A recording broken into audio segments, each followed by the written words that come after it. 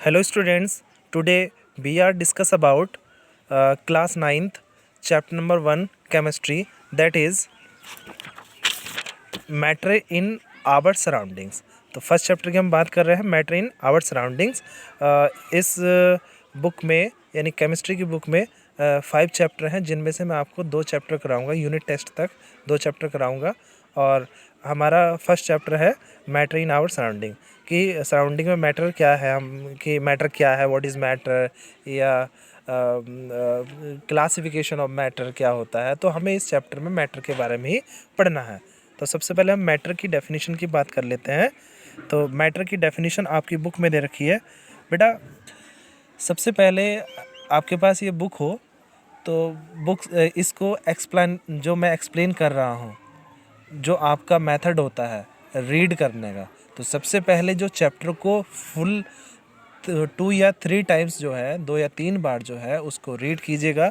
जितना ज़्यादा आप चैप्टर को रीड करेंगे, लाइन टू लाइन रीड करेंगे, उतना ही इजी हो जाता है चैप्टर को समझना। ओके स्टूडेंट्स, अगर आप चैप्टर को रीड नहीं करेंगे तो हो सकता है आपको कुछ टॉपिक समझ में ना आए, या जो मैं समझा रहा हूँ कुछ समझ में ना आए। तो बेहतर यही होगा स्टूडेंट्स, क्योंकि आप 8 से 9th में आ रहे हैं, तो 9th क्योंकि 8 से 9th में आना सारा जो सिलेबस है वो चेंज हो जाता है, तो प्रॉब्लम आ जाती है। जब लेंदी चैप्टर होते हैं तो थोड़ा मुश्किल हो जाता है। 8 तक तो आपने इतने लेंदी चैप्टर नहीं देखे, बट 9th क्लास में आपको बहुत लेंदी चैप्टर मिलेंगे। तो मैं आपको सजेस्ट करूँगा या रिकमेंड करूँगा बेटा कि आप सबसे पहले इस चैप्टर को रीड करें। रीड करने के बाद जो है चैप्टर को जब आप समझेंगे तो जल्दी ही समझ में आ जाएगा। ओके स्टूडेंट्स, तो हम स्टार्ट कर रहे हैं chapter number first, matter in our surroundings. तो हाँ, बात करते हैं बेटा कि मैटर क्या होता है, यानी व्हाट इज़ मैटर। तो मैटर आपको बेटा अगर नहीं पता है तो कोई बात नहीं, अगर पता है तो अच्छी बात है। तो मैं आपको बता दूँ मैटर क्या होता है। तो मैटर की ये डेफिनेशन लिखी हुई है बेटा इधर, कि anything that occupies space and has mass is called matter. मतलब कोई भी ऐसी चीज़ जो स्थान घेरती हो, स्पेस ऑक्यूपाई करे, एंड उसका एक मास हो या वेट हो, उसको हम मैटर करेंगे बेटा। इसके अलावा मैं आपको मैटर की एक अलग से डेफिनेशन बता देता हूँ कि matter is anything which occupies space and has mass are known as matter. All the things around us, example water, air, book, table etcetera are matter. जैसे कि मैंने अभी आपको बताया कि मैटर कोई भी ऐसी चीज़ जो स्पेस ऑक्यूपाई करे, यानी स्थान घेरे, और उसका एक अपना मास हो, उसको हम बोलेंगे मैटर। यानी कोई भी चीज़ हो जो हमारे अराउंड में है, उसको हम क्या बोलेंगे, मैटर, वो मैटर बोलेंगे। तो मैटर के एग्जाम्पल मैंने आपको बताया कि water, air, book, table etcetera are matter. अब बेटा जैसे कि आप ये बुक देख रहे हैं, तो बुक जो है स्पेस ऑक्यूपाई कर रही है। ओके स्टूडेंट्स, स्पेस ऑक्यूपाई कर रही है और इसका एक वेट भी है, तो ये क्या हुआ, मैटर। बेटा ये पेन देख रहे हैं आप, पेन क्या है, स्पेस ऑक्यूपाई कर रहा है और इसमें एक वेट है, तो ये दैट इज़ मैटर।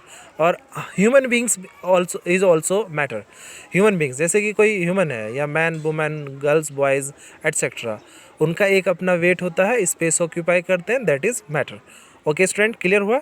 अगर क्लियर नहीं हुआ तो आप मुझे मेरे कॉन्टैक्ट नंबर, जो मैंने कल आपको एक वीडियो बनाई थी उसमें बताया था कि 7983009963 पर कॉल कर सकते हैं। ओके, या मैसेज के थ्रू आप मुझे बता सकते हैं कि हमें सर समझ में नहीं आया है, तो मैं अगली वीडियो में कोशिश करूँगा कि आपको फिर दोबारा से एक वीडियो बनाया जाए और उसी टॉपिक पर आपको समझाया जाए। ओके स्टूडेंट्स, अब जैसे स्टोन, ब्रिक्स, कोई भी ऐसी चीज़ जिसमें जो स्पेस ऑक्यूपाई करे और जिसका एक अपना वेट हो, उसे हम क्या बोलेंगे, बेटा मैटर बोलेंगे।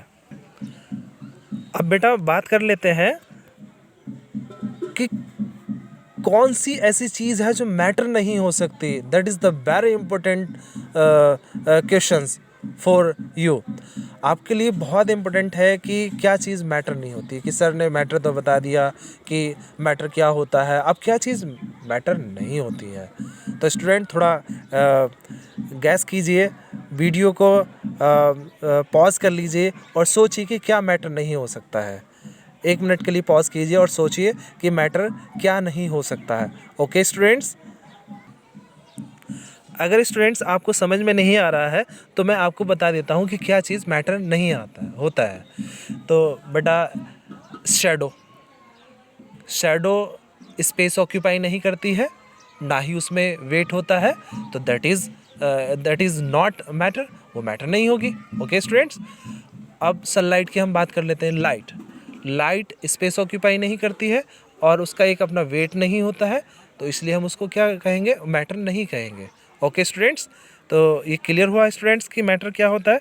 मैटर की ये डेफिनेशन दे रखी है, anything that occupy space and has mass is called matter. तो ये आप सबसे पहले जब आप नोट्स बनाएंगे तो नोट्स में सबसे पहले डेफिनेशन लिखना है मैटर की। मैटर की डेफिनेशन क्या होती है, तो मैटर की डेफिनेशन ये लिखी हुई है, या जो मैंने आपको अभी बताई मैटर की डेफिनेशन वो नोट कर लीजिएगा।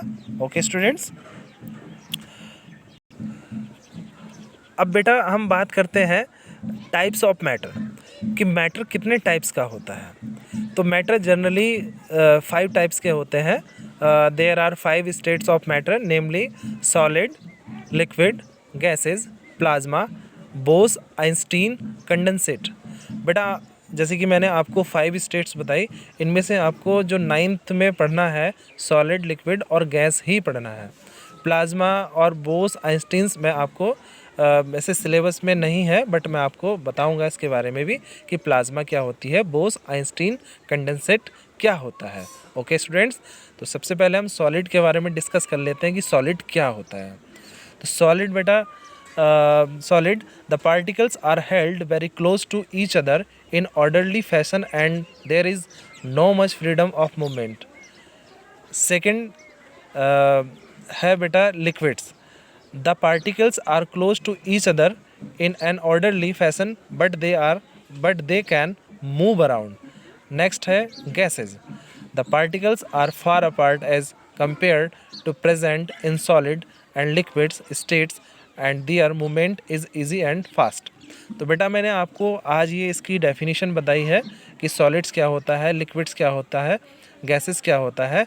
कल मैं आपको इसके बारे में एक्सप्लेनेशन दूंगा कि सॉलिड के जो पार्टिकल्स हैं वो कैसे होते हैं, विद डायग्रामेटिक डायग्राम्स के थ्रू मैं आपको समझाऊंगा कि जो पार्टिकल्स है वो क्या होता है। ओके स्टूडेंट्स, कि मूवमेंट है वो क्या होता है। लिक्विड्स के बारे में मैं आपको बताऊंगा, गैसेस के बारे में बताऊंगा विद एग्जांपल। बेटा विद डायग्राम, डायग्राम से समझना ज़्यादा इजी होता है स्टूडेंट्स। जितना आप डायग्राम बना के उसको मतलब एक्सप्लेन, जैसे कि मैं आपको डायग्राम बनाऊँ और डायग्राम से आपको समझाऊँ कि सॉलिड्स में पार्टिकल्स कैसे होते हैं, मूवमेंट कैसी होती है, तो वो आपको जल्दी समझ में आ जाएगा। ऐसे जो मैंने आपको डेफिनेशन बताई तो आपको हो सकता है कि समझ में ना आ रही हो, बट जो कल मैं आपको वीडियो बनाऊंगा, जो वीडियो आएगी उसमें मैं इसके बारे में डिस्कस करूंगा। Okay students, thank you, have a nice day.